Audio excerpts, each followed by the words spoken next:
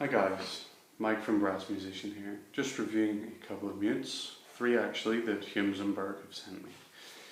I'm going to show them now. Okay, so they're most famous, I would say, this mute here. You will see a lot of pictures of Tom Harrell practicing on his Con 36B with this mute. I think probably because it retains most of the sound of the trumpet, is probably the least resistive and maybe the most pleasant tone of the practice mute. So that one's quite fun to play with. The second one is this, they call them I think a rare metals mute or something like that. It's quite like the Dennis Wake practice mute with the addition, or in fact subtraction, of the extra hole that Dennis Wake has. Now that's something that people will do with a piece of tape or something, cover over the extra hole in the Dennis Wake mute just so that they can practice getting a buzz into their tone, more overtones and so on.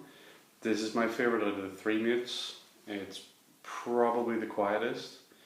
It offers the most resistance. It allows you to practice getting a buzz into your tone. And it fits the horn the best, I think. My horn, that is. It's a Con 38B, sorry. This is the final mute that they offer, Precious Metals mute. It's tiny, designed to be very portable. This is fantastic for the gig bag.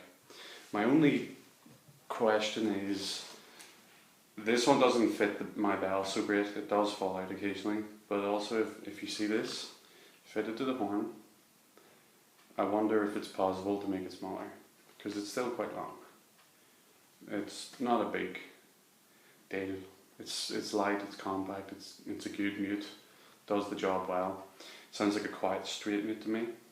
Anyway, if you compare the lengths of these in the horn, we've just seen that one which reached about there.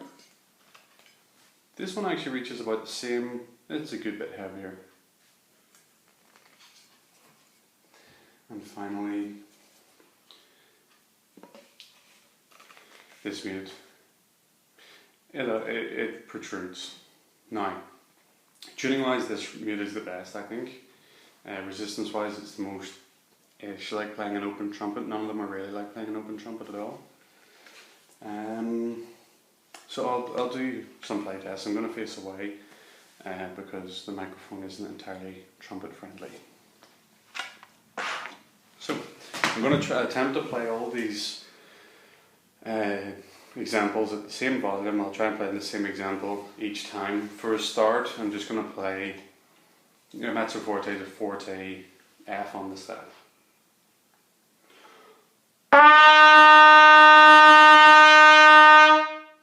Okay, so that's the trumpet on its own.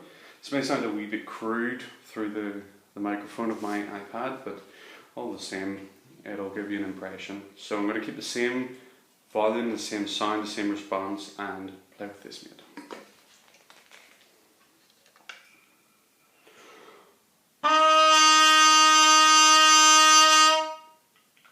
Okay, a few cents sharp. That's pretty much normal if you stuff any form of mute into a trumpet.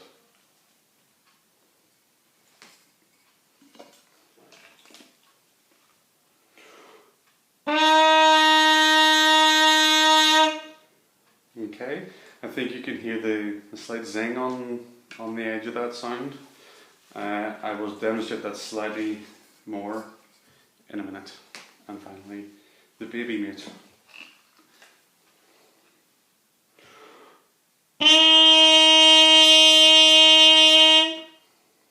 Okay, that was quite loud, or like a strong mezzo forte or forte, medium forte.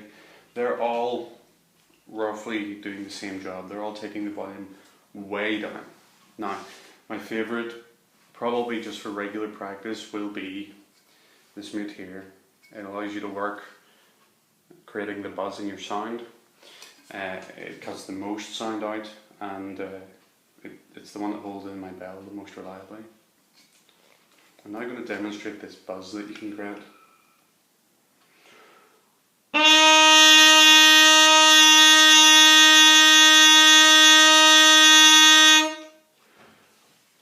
You should listen just to the overtones. I'm not sure how well this will pick it up, but there's quite a rich buzz on it. I'll try and play without that. And fading in.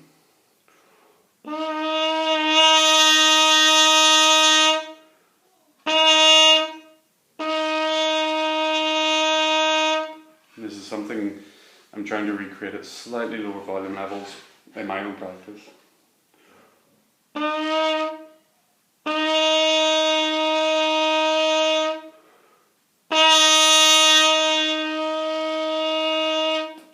Okay, so this is my favourite of them. This is the one that I would recommend for probably most all round. Quietest. It's not too hard on the resistance, the intonation is quite good, and it allows you to practice getting buzz. I'm going to play a regular C scale, bottom C to middle C, and hopefully we'll see actually I'll play an F to F because the D on this trumpet is really flat.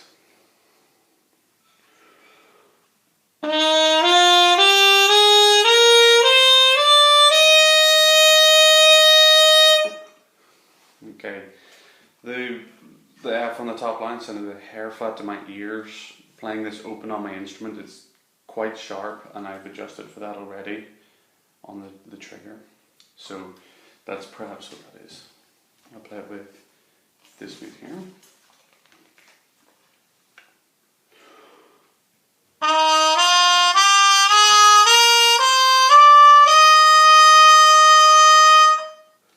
You can still get a sense of that buzz in the tone with this. It seems to be fibre filled. It's quite an open mute actually. I played a bit louder there because it was so open by comparison. Finally this, the tiny precious metal mute, it doesn't like fitting in. This is a large bell. This falls out. So I hope it'll stay this time.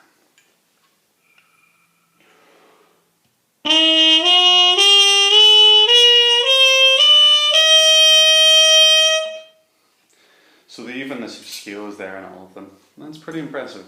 I think this may be the best overall for that. Yeah, that's it. It's fantastic. The guys at H&B have let me try the mutes. For my money, this would be the one I would get. I think it's the most versatile. There's not too much weight in it. There's going to be no problem putting this in most of your cases, even the better single gig bags. If you put that in attached to your trumpet, it should probably still fit. Might be a small amount of a crush, may not. This one, if you're travelling, you can throw that in your handbag or man bag if you carry such a thing.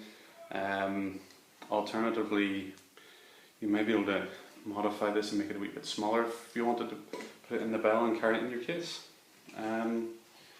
Finally, if you're trying to create a nice open practice mute sound, a nice open blowing feel for your instrument while practice muted, I believe this is the mute you should get. They all pretty much diminish the sound to the same amount and allow you to practice certain areas of your playing. In your own playing, I think probably best not to do too much practice mute because I think it's somewhat ruinous to your chops. So bear that in mind, guys. Tune in, we'll be reviewing some more things in the coming weeks. All the best, bye.